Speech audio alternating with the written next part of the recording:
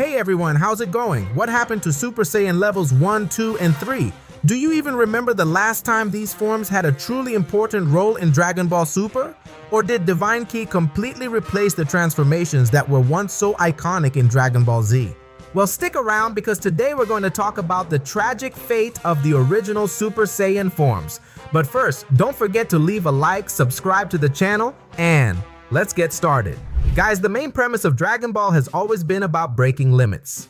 The magic of the series comes from watching the characters constantly surpass themselves in every battle, especially Goku and Vegeta. Out of that idea came the transformations, which didn't just change a character's appearance, they also became the author's way of telling the audience that this warrior had reached a whole new level of power. And when Goku transformed on planet Namek, he changed the future of Dragon Ball forever with the Super Saiyan transformation. Akira Toriyama was never the type of writer who planned every detail far in advance. Instead, he always emphasized whatever captured the audience's attention the most. If you look back, Dragon Ball originally had the feel of a kung fu adventure. Then the World Martial Arts Tournament was introduced, and that's when Toriyama found the formula that would define the series. From that point on, Dragon Ball became almost entirely focused on battles, with each fight gradually becoming bigger and more spectacular than the last. That decision launched the series to another level, but what truly created a worldwide fan base was the introduction of the Super Saiyan transformation. Up until then, Dragon Ball was already popular, but giving Goku a transformation completely changed the history of the franchise forever. I still remember back then how the Namek saga followed almost the exact same pattern as the Tournament of Power. At first, it didn't attract that much attention, but the moment Goku arrived on Namek, the Ginyu Force was introduced. Goku prepared to fight Frieza, and suddenly the entire world was watching. The exact same thing happened during the Tournament of Power. It had a slow beginning, but once the battles really started heating up, Ultra Instinct appeared, and everyone's attention shifted back to the series. Actually, Dragon Ball has always been like that. People tend to remember very specific moments that made them fall in love with the franchise. I know many of you became fans during the Majin Buu saga. Others fell in love during the Cell saga. And plenty of newer fans only started watching during the Tournament of Power. But there's one thing I know everyone enjoys: watching the main character overcome impossible odds and unlock new levels of power, because that's something people naturally connect with. At the same time though, giving Goku transformations was both the greatest idea in the series and eventually its biggest problem, because transformations have limits, the character doesn't. Remember, the entire premise of Dragon Ball is overcoming limits, which means there will never be a limit that can't eventually be surpassed. And everybody already knows that, because what truly matters isn't the destination, it's the journey. It's watching the character accomplish something we've been expecting all along. Personally, my favorite transformation has always been Goku's original Super Saiyan transformation on Namek. Watching him completely change his attitude, explode with anger, and become a Super Saiyan was one of the greatest moments in the entire series. Honestly, if Dragon Ball had ended right there on Namek, it probably would have been one of the best endings imaginable. We witnessed the journey of a low-class Saiyan, uncertain, underestimated, yet incredibly determined. Someone who was looked down on even by his own race. But through hard work and perseverance, he overcame every obstacle and defeated the tyrant who had enslaved his entire people. What an incredible character arc. I've always said that Super Saiyan wasn't the end of Dragon Ball. It was a brand new beginning, because once Goku, a Saiyan, transformed, the obvious question became, what if the other Saiyans could transform too? And just like that, the formula had been created. As expected, it worked perfectly for Vegeta, for Gohan, and for Trunks. It almost felt like a Super Saiyan invasion. Each one had their own unique personality and their own version of the transformation. Gohan, for example, became one of the most memorable characters thanks to Super Saiyan 2, a transformation that fans still remember to this day. Then came Super Saiyan 3, and from that point on, Toriyama planted the idea in every fan's mind that every new Saiyan breakthrough would always come with a brand new transformation. That anticipation, the excitement of seeing Goku unlock another form, ended up fueling countless myths over the years, including the legendary Super Saiyan 5, which fooled a huge number of fans for a very long time. For many years, every time a stronger villain showed up, the heroes had to grow stronger as well. I'd even go as far as saying that if Dragon Ball Z hadn't ended with the Majin Buu saga, Akira Toriyama probably would have kept introducing new Super Saiyan transformations. Honestly, I have no idea what level Goku would be at by now. Maybe Super Saiyan 10? Who knows? But everything changed with the arrival of Dragon Ball Super and the introduction of Divine Ki. I know a lot of people aren't fans of that concept, but I have to admit it was actually a brilliant idea. Think about it, the highest level Goku ever reached using ordinary Ki, if we're only counting the canonical transformations, was Super Saiyan 3. So the writers took one of the biggest weaknesses of regular Ki and used it to justify Divine Ki. As you probably know, one of Super Saiyan 3's biggest flaws is that it can't maintain its massive power output for very long. The energy constantly leaks from the user's body, draining their stamina at an incredible rate. Divine Ki was introduced as a way to solve that problem. Instead of overflowing uncontrollably, that energy could now be controlled much more efficiently. Sure, it still consumes stamina, but nowhere near as severely. On top of that, to avoid endless debates about power levels, they established that Divine Ki couldn't even be sensed by ordinary fighters. Only gods, or a handful of rare exceptions, could detect it. Another major change was that rage was no longer the key to unlocking greater power.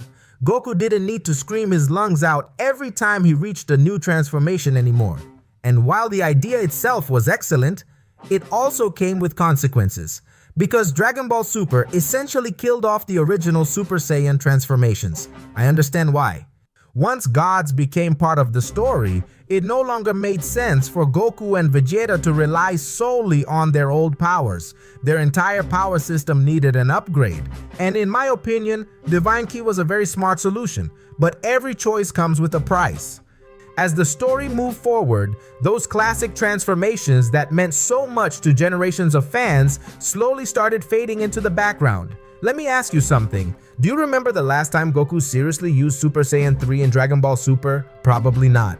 And there's a reason for that. Those transformations no longer determine the outcome of battles. Today, they're basically just power indicators. They're almost like Goku telling his opponent, "Hey, I have this form too. I just wanted to show it to you. But the one I'm actually going to fight with is my newest transformation." Of course, I know the Super Saiyan forms in Dragon Ball Super are much stronger than they were back in Dragon Ball Z. After all, the Saiyans themselves have become dramatically more powerful, and even when Goku combines those forms with techniques like Ultra Instinct, they still don't create the same excitement they once did. Do you know why? Because the series has to keep moving forward. Goku and Vegeta are constantly chasing new heights of power. Their enemies demand it. In reality, Goku's base form after obtaining Divine Ki is already stronger than Super Saiyan 1, 2, and 3 ever were. That alone is enough to make those classic transformations obsolete. Remember Resurrection F? Before Goku transforms into Super Saiyan Blue, there's a brief moment where he's still in his base form, surrounded by a white aura. Did you know that form actually has a name? It's called Saiyan Beyond God. According to Dragon Ball Heroes, that state is stronger than the traditional Super Saiyan transformations. Now, I know Dragon Ball Heroes isn't considered canon, but when you stop to think about it, it actually makes sense. That version of Goku fought Final Form Frieza after Frieza had completed his training and they were fighting on relatively equal footing. It's also worth remembering that Frieza's very first form had already defeated Super Saiyan Gohan, which means Final Form Frieza had already surpassed Super Saiyan 3 by a massive margin. I know a lot of you would love to see Super Saiyan 1, 2, and 3 become relevant again in the series, but the truth is, those transformations were created to serve a specific purpose, and they fulfilled that purpose perfectly back in Dragon Ball Z. Since the entire idea of Dragon Ball is constant evolution, bringing those forms back as the main focus now would actually feel like taking a step backward. I also understand that the divine transformations didn't have the smoothest start. Goku went from Super Saiyan God to Super Saiyan Blue in the blink of an eye, and before long, Super Saiyan God had already become irrelevant. Blue tried to stay fresh by introducing new variations and evolutions, but it never became as beloved as the classic Super Saiyan forms. Now, with Ultra Instinct and Ultra Ego, I feel like the focus has shifted away from the transformation itself and toward the development of the power behind it. Ultra Instinct is the perfect example. Instead of appearing fully mastered right away, it went through multiple stages before Goku finally found the version that suited him best. And honestly, I really like that approach because it doesn't simply hand the hero a brand new transformation out of nowhere just because the story needs him to get stronger. Instead, it allows us to watch the character gradually grow into that power. In many ways, this reflects a major evolution in how Dragon Ball handles character progression. Back then, unlocking a new transformation was almost always the answer whenever a stronger enemy appeared. Today, the emphasis is much more on mastering power, refining technique, and improving the warrior himself.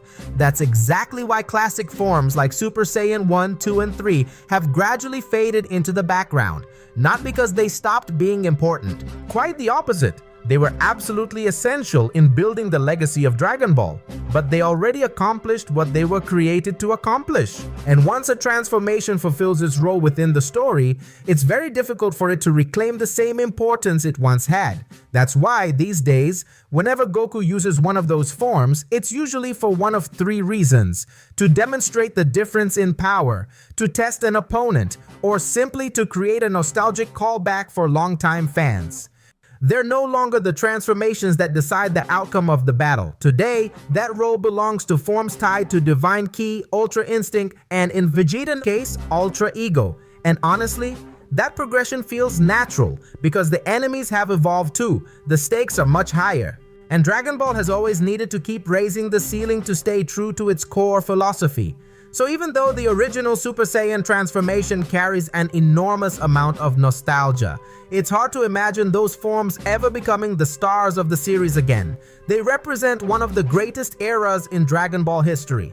But the story has already moved on. Whether fans like it or not, Dragon Ball Super made that very clear from its very first story arcs. I know many of you still wish Super Saiyan 1, 2, and 3 played a bigger role in the series, but you have to remember, those transformations were created for a specific purpose, and they served that purpose incredibly well during the Dragon Ball Z era, since the entire point of the franchise is constant evolution. Making them the center of attention again would feel like moving backward instead of forward.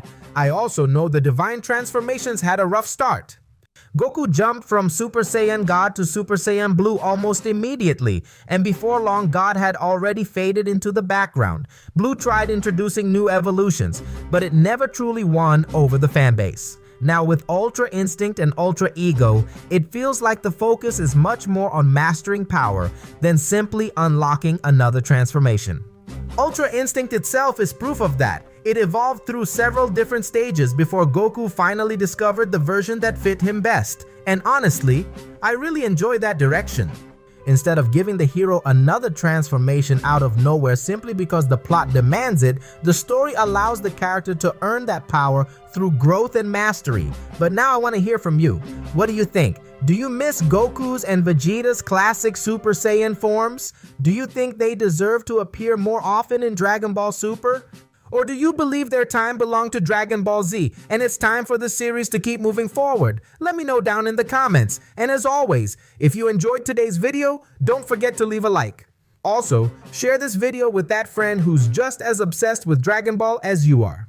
Once again, thank you so much for watching all the way to the end. Take care, and I'll see you in the next video.